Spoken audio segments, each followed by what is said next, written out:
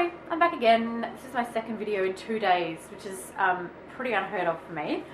But now that I've finished studying forever and all I'm doing is working, I have a lot more time to read, and I tend to be a bit more active in the community and kind of make more videos and read. I can read more anyway. So one of the first things that I'm going to do is the Booktube-a-thon, which is something that I probably wouldn't even have thought about ever doing before, but now that I've got a bit more time on my hands, I'm going to give it a go. I'm sure I'm not going to get, I'm not even going to try every challenge because there's just not enough hours in the day, because I do work full time, and I've got a couple of commitments of things after work this week that just mean I'm not going to be able to read for at least Wednesday and Thursday. But I'm going to give it a go anyway, a red hot go. So for the first challenge is to read a book with pictures. I am going to read this book, which is called Mumbai Confidential. That's right. This is a graphic novel which I picked up at the library today. I've decided to get more into the library because I'm spending too much money on books, and this is kind of the type of graphic novel that I really love. It's kind of more illustration rather than the more normal kind of comic type pictures. It's much more like actual illustrations with words on them, which is my kind of thing. This, I'm not sure exactly, but it seems to be a bit of a thriller kind of crime thing, which is not something that I'm particularly familiar with. I don't really tend to read that much crime, but that looks good. The second challenge is to start and finish a series. I'm not even going to try. There's just no way it's going to happen. So I'm not even going to set myself up to fail for that one, because I don't do well with failure. So the third one is to read a book with red on the cover. For that, I'm going to read The Brief Wondrous Life of Oscar Wilde, which I intended to read for, I think it was the People of Colour's, Writers of Colour Book Club's June read, I think it was. I intended to read it then, and I ordered it from Book Depository and it arrived halfway through the month, and I just didn't get around to it. So I'm going to read this one, hopefully. The fourth one is to read a book that somebody else picked for you. I gave Dave, my husband, 3 choices and told him to pick one. The choices were Giovanni's Room by James Baldwin, which I intend to read anyway at some point. David Malouf, Remembering Babylon, and I think it's Jean Rees, Wipes I Got to See. He looked at that and said, "I love you, so I'm not going to tell you to read that." And I said, right, okay. Apparently he had to read this in first year literature at uni and he hated it, and he said, "I'm not going to force you to read it because it's horrible," which is weird because I actually picked it up thinking it looked awesome. I don't know. I'm intrigued now.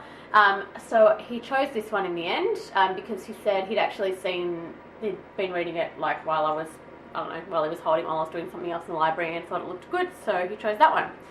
I haven't actually read any David Malouf. He's an Australian author who is quite well known. I know that he was, one of his books, I think it was called Fly Away Peter, was on all of the kind of required reading lists in high school when I was in high school, but I somehow ended up not reading them. I ended up doing different classes and reading other stuff. So anyway, I've kind of missed out on that, which apparently he's really good though. We'll see.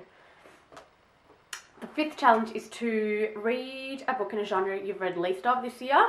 I don't think I've read many, if any, non-fiction books. So I'm going to read this, which is called Overdressed: The Shockingly High Cost of Cheap Fashion, which is, I can't remember how I found out about this. I think I just saw it on Goodreads or something. But it's basically talking about the kind of social, economic, environmental outcomes or consequences of the really cheap clothing that is everywhere now, and the kind of the change in the industry and the impact of that across a whole range of things. And it specifically talks about Target, H&M, JCPenney, those kind of things. But like some of those have only just, we only got our first H&M in Melbourne this year or the end of last year. So it's kind of a lot more American centric, but it applies. We've got our own really cheap clothing retailers here. So it kind of, I'm sure, applies everywhere else in the world as well. So I'm interested to read this. The next one is to read a book and then watch the movie translation of it. So pick one that's been adapted to movie or TV. I'm going to cheat on this because I spoke about this in my last video, True Grit, which I'm about 2/3 of the way through. But I don't care, I am going to finish it and then count it as this challenge and watch the movie. And I'll probably watch the Coen Brothers one because I love the Coen Brothers and I hate old movies. It's one of those things, I really hate old movies. The last challenge is to read 7 books and or 300 pages a day. I've got 5, I don't think there's 7 here. And most of them are quite short, so I don't think I'm even going to make that, even if I read everything that I've just outlined. So I've probably got to fail on that anyway. I don't think I'm going to get through all these books just because I basically have Monday and Tuesday on the way to and from work, and then in the night time, and then Friday night I'm out, Thursday night I'm out, Wednesday night I'm out, so kind of next weekend.